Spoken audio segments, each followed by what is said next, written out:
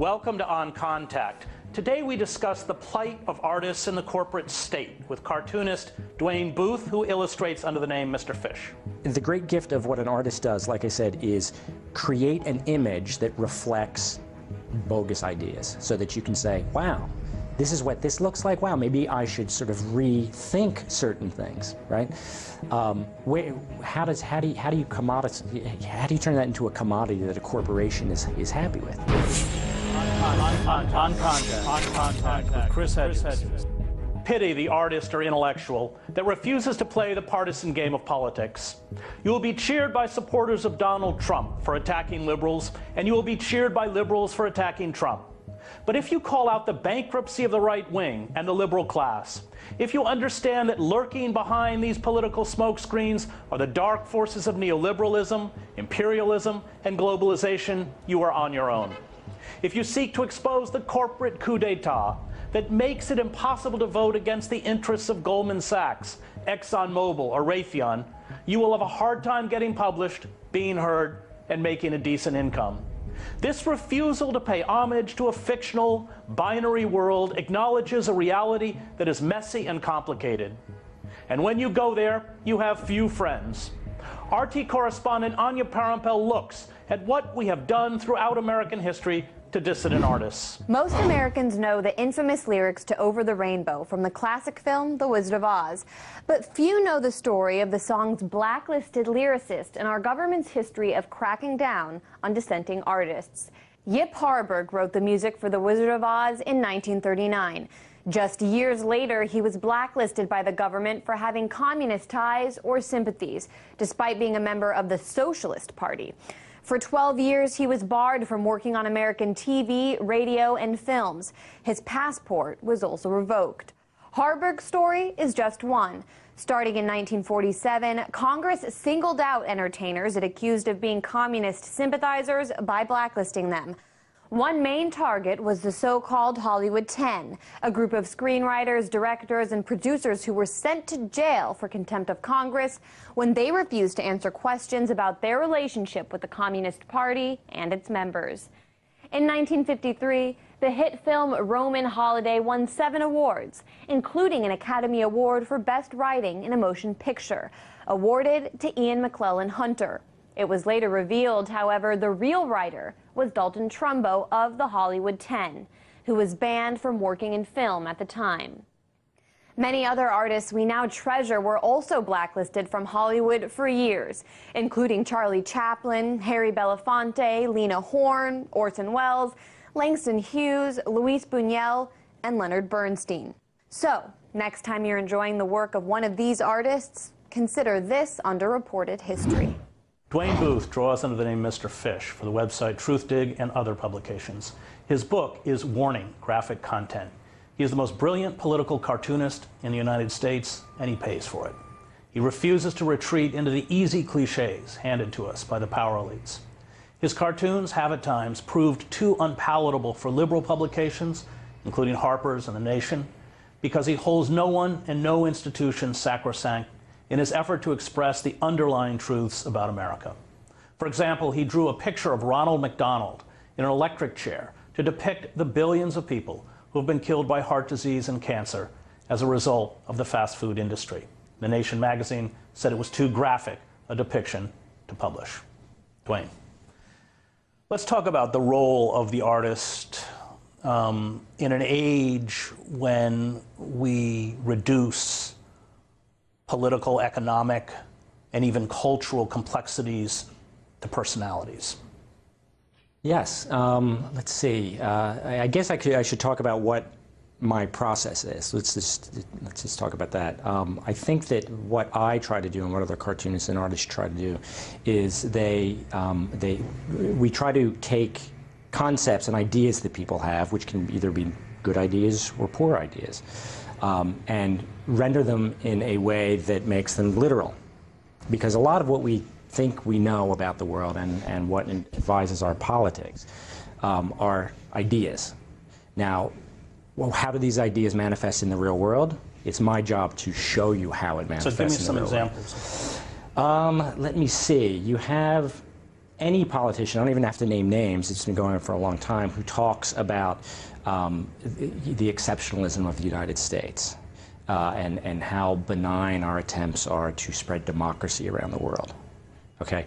There's physical proofs on why that is false and erroneous.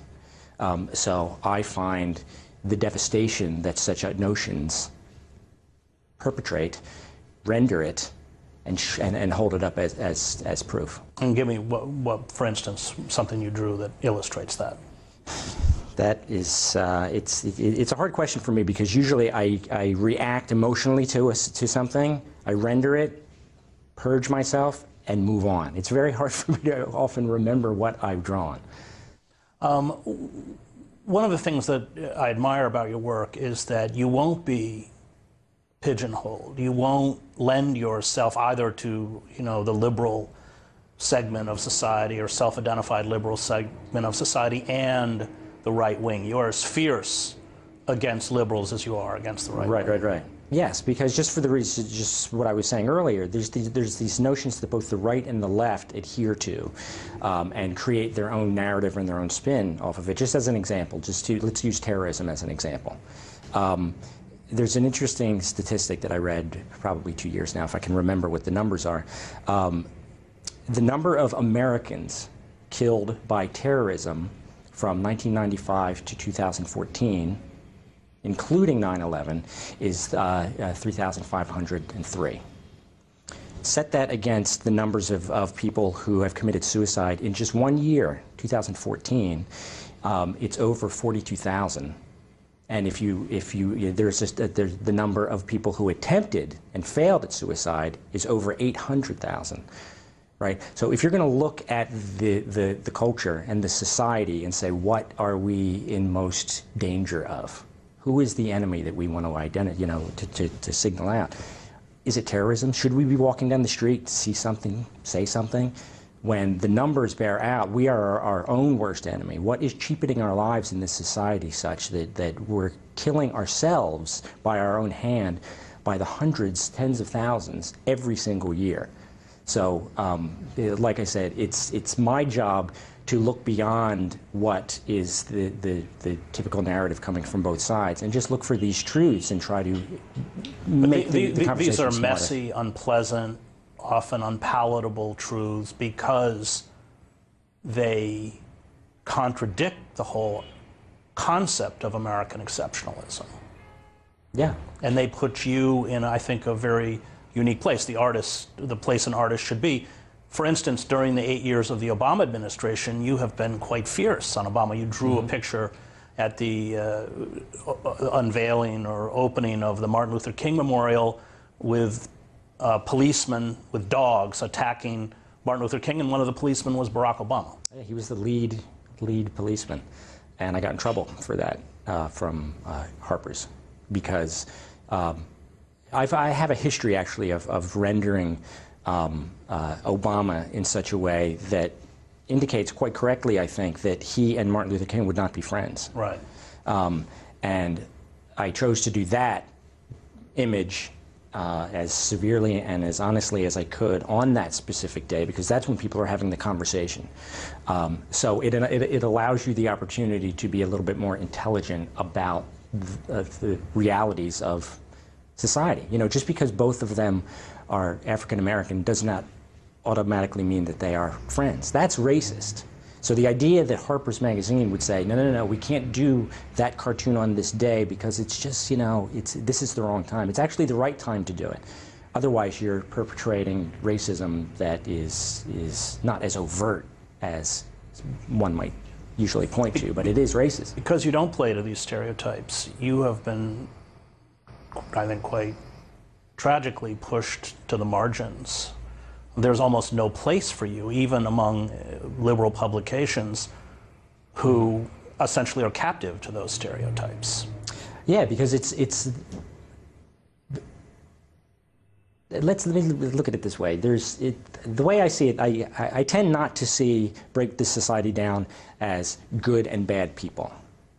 I see there are good moods and bad moods. They manifest themselves in certain ways that give people encourage people to act in a way that could be villainous, but I wouldn't say that they're villains. It's misinformation. It's a demonstration of ignorance, right? So I think that, you know, with publications not recognizing the fact that say, racial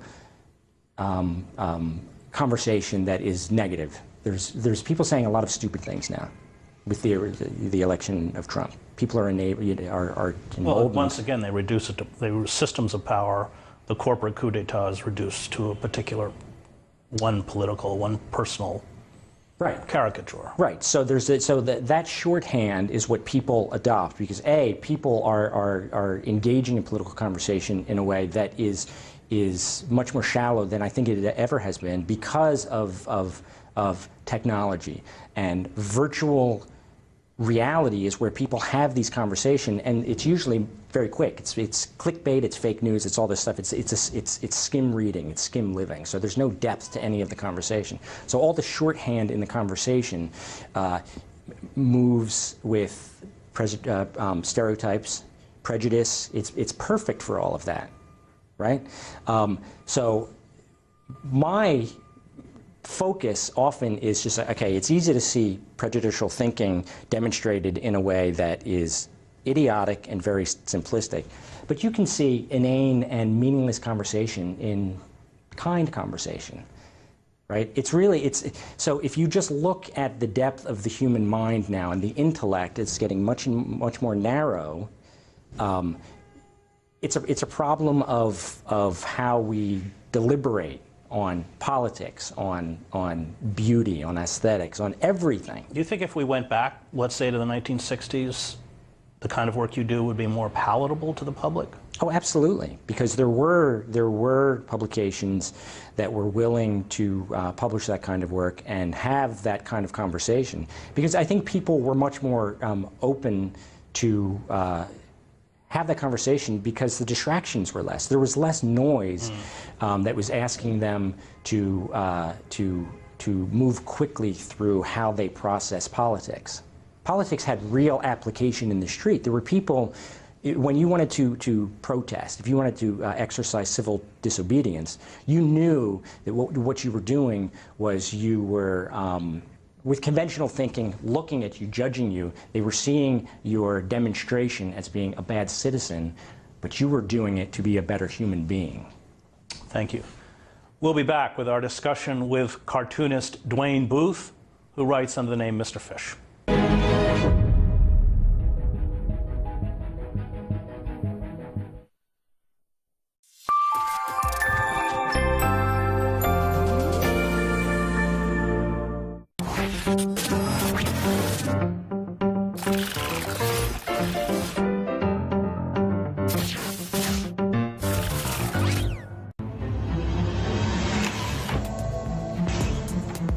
I'm Tom Harpin, and I'll give you what the mainstream media can't, the big picture.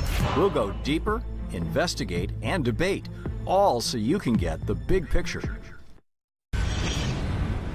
For decades, the American middle class has been railroaded by Washington politics.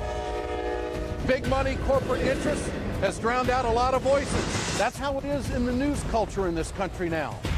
That's where I come in. I'm Ed Schultz. I do the news on RT America.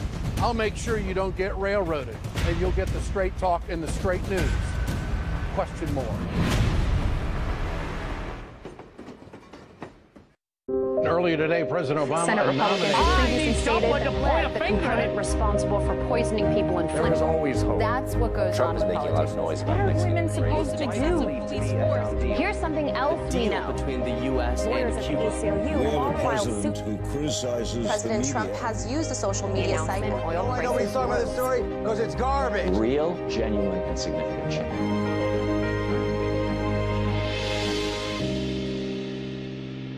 This is an election that will go down in history.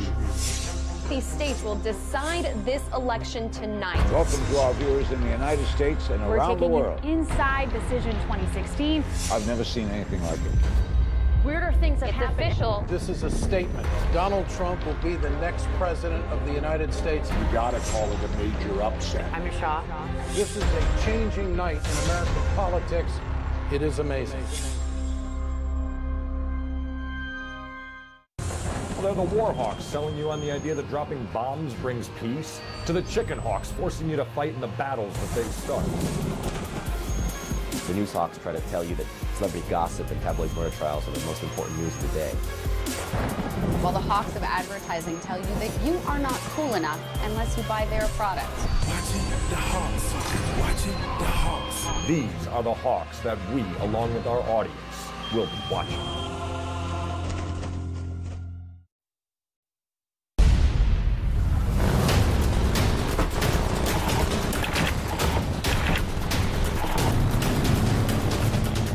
The feeling of freedom.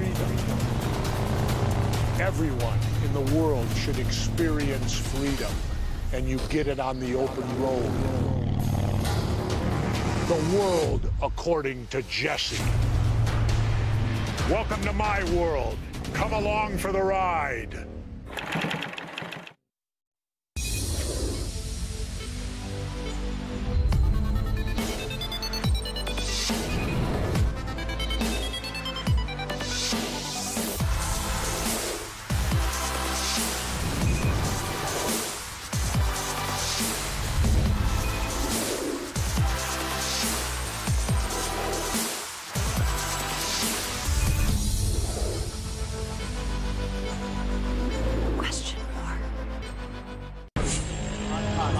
On Contact with Chris Hedges.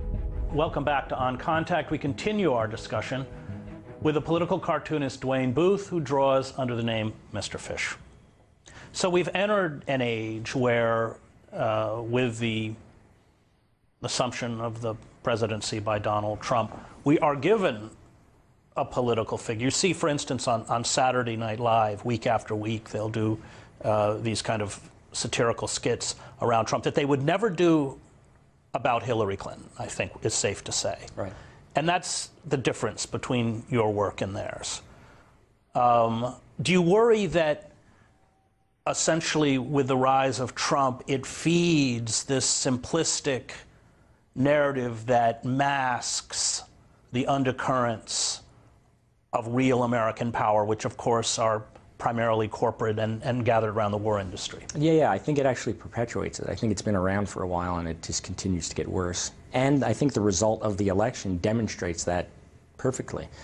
You know, as I was saying, you know, conversation becomes much thinner around such things. And it is a danger to just create an image of Trump, which a lot of cartoonists are doing already. Well, you've done it. You had him as Captain America with the suicide vest.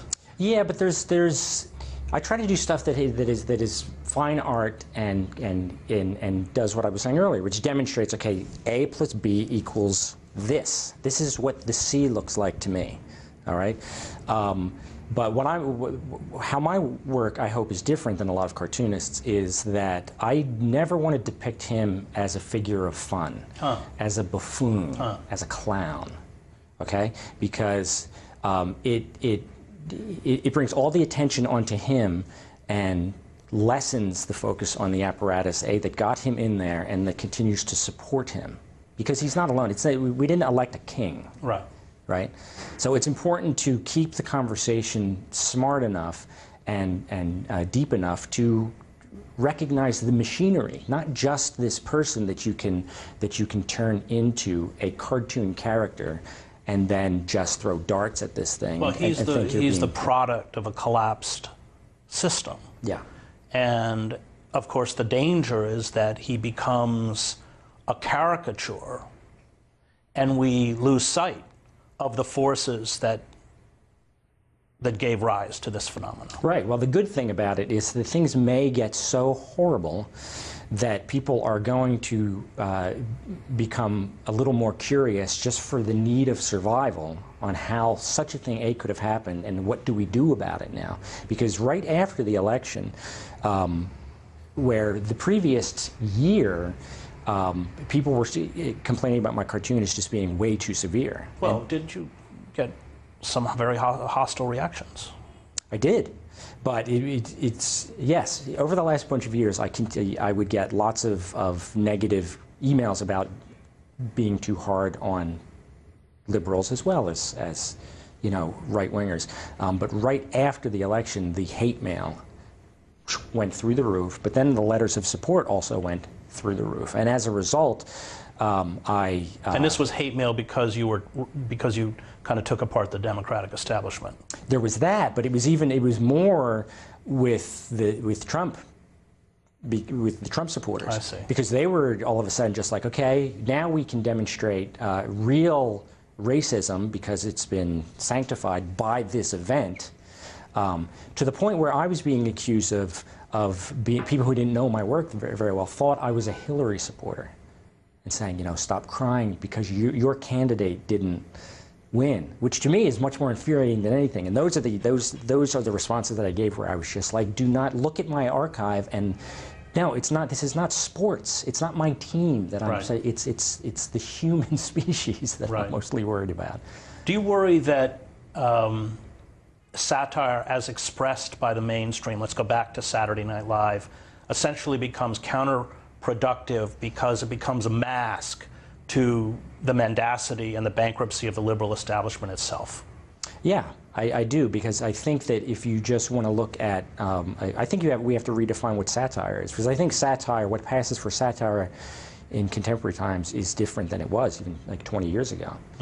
Satire used to have its power and its strength came from the fact that people knew history, people knew certain literary touchstones that meant something, but it also meant something else, right? So a good satirist drew on things from the culture and a political knowledge and a historical knowledge to create real, fiery, explosive commentary.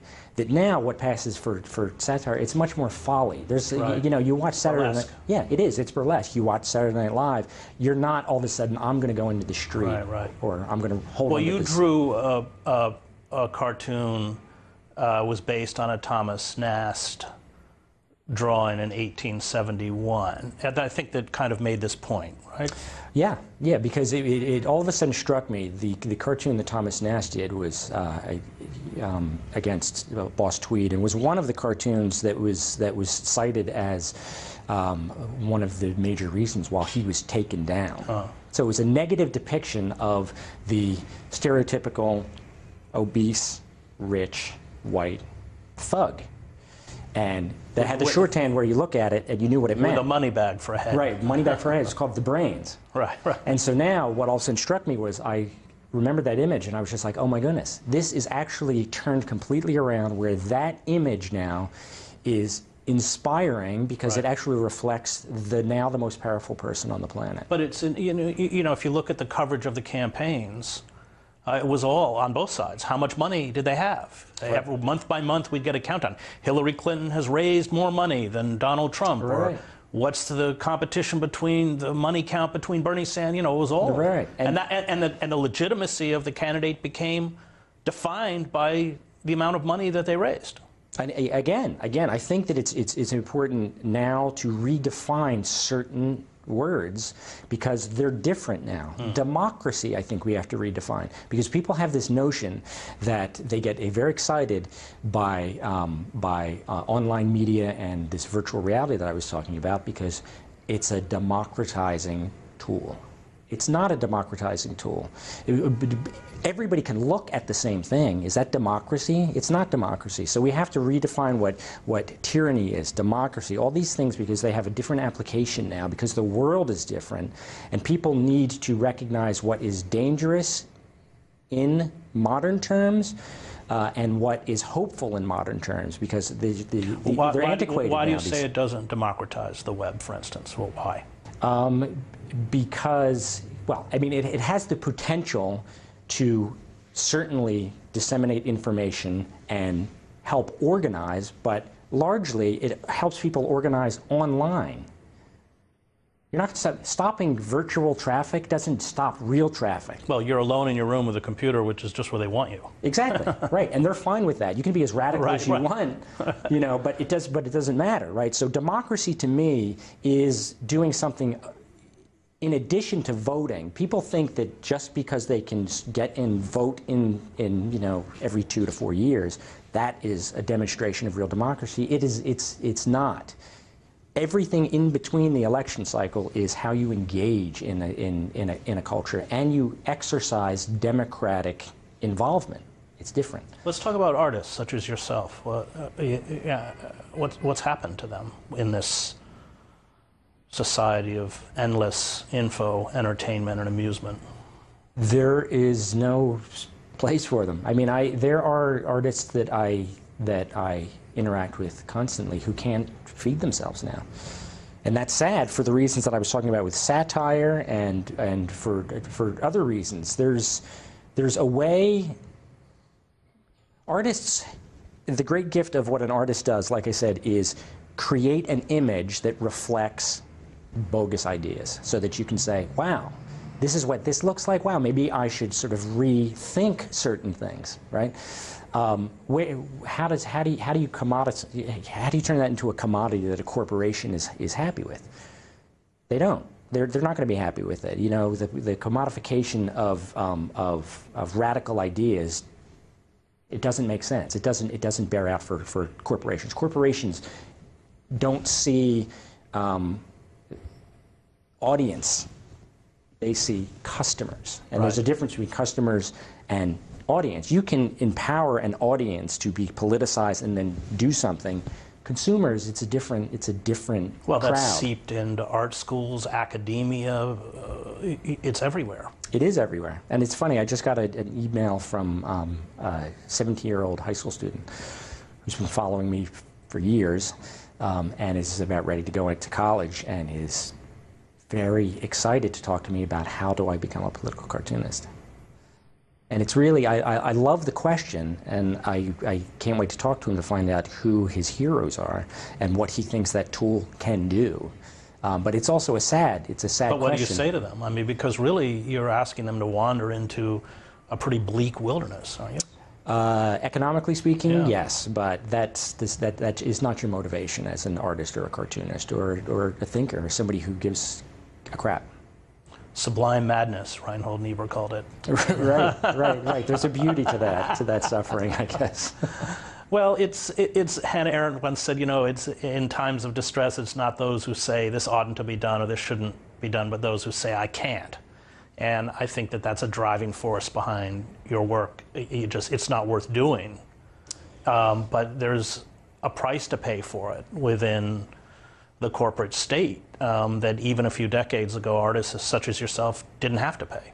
And that's what's tragic. Right. Thank you, Dwayne. That was political cartoonist Dwayne Booth, who draws under the name Mr. Fish. Oracles were revered in pre-modern societies. These oracles were in touch with realities and forces that lay beyond the empirical. All societies have oracles. We had many, including Thomas Paine, Emma Goldman, W.E.B. Du Bois, and James Baldwin. Oracles are feared, ridiculed, and often persecuted. These oracles see beneath the surface. Those who spoke out of their vision quests in Native American society or from Delphi in ancient Greece did not employ the cold, clinical language of science and reason. They spoke rather in the nebulous language of love, tenderness, patience, justice, redemption, and forgiveness. They paid homage and called on us to pay homage to the sacred, to the mysterious incongruities of human existence. A society that ignores its oracles and severs itself from the power of the human imagination ensures its obliteration. Thank you for watching. You can find us on rt.com/oncontact. See you next week.